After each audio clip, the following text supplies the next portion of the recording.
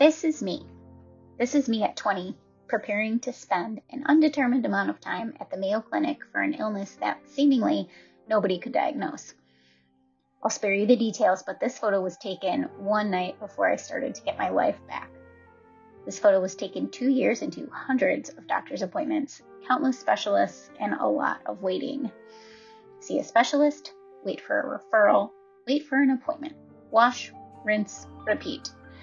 It was also taken 2 years into juggling the life of a full-time student and a full-time illness.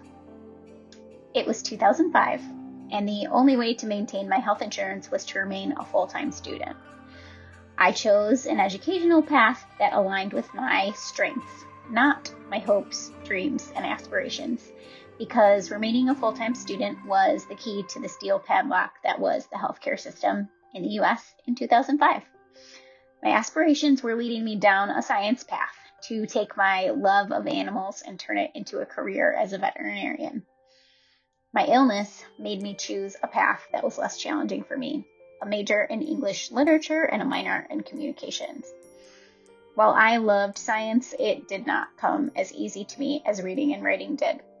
I knew that I could forge that key to the healthcare system while tired, being fed by a liquid IV, and constantly waiting in doctor's offices.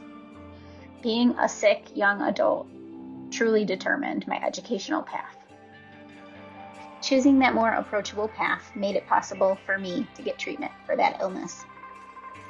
Thankfully, the U.S. healthcare system has changed a bit for the better, and a 20-year-old Theresa in 2023 could remain on her parents' health insurance and devote herself full-time to managing her problematic care.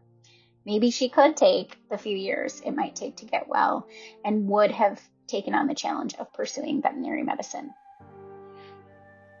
This is all because in 2010, the U.S. expanded the definition of dependence for the sake of healthcare coverage to age 26 with the Affordable Care Act.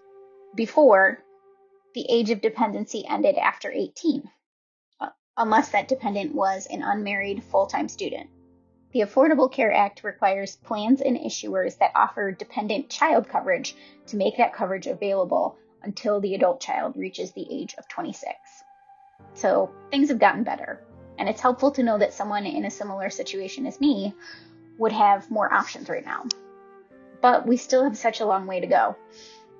A young person afflicted with any similar medical condition might not have parents with health insurance. They'd have to use the Affordable Care Act to pay a premium on their own. These premiums and coverage, even on those plans, can be so far out of reach for young people and those who are unable to work full-time.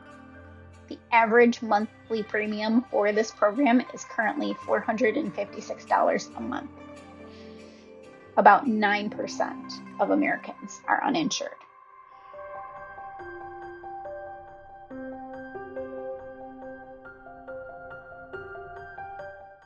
Thankfully, I found myself in the right spot at Mayo Clinic in 2005. I was able to get treatment for the digestive disorder that I was plagued with, and my symptoms were resolved within a couple of months.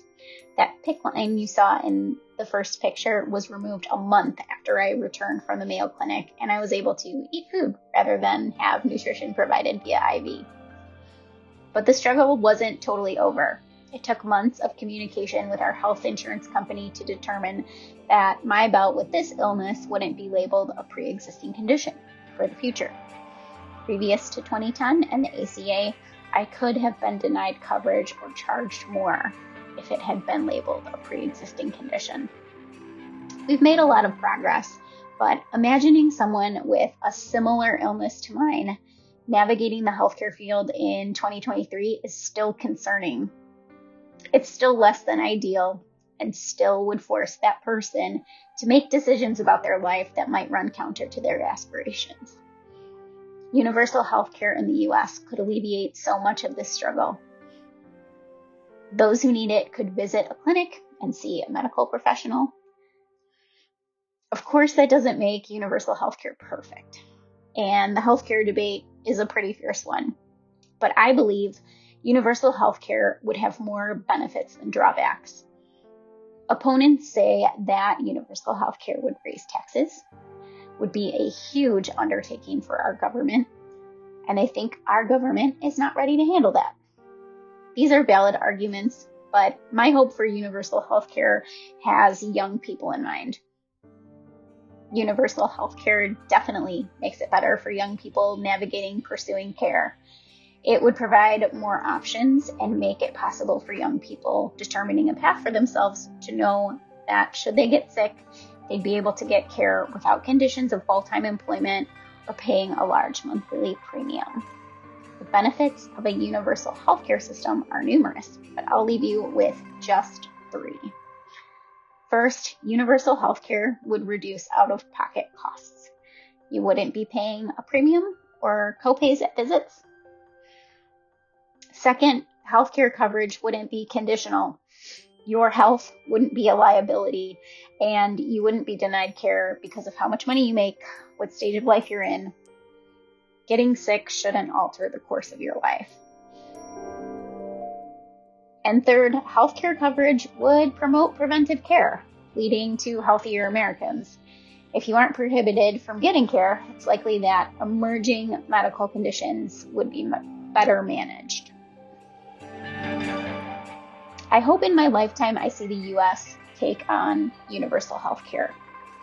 I think our country would be better for it, and we'd have happier, healthier Americans.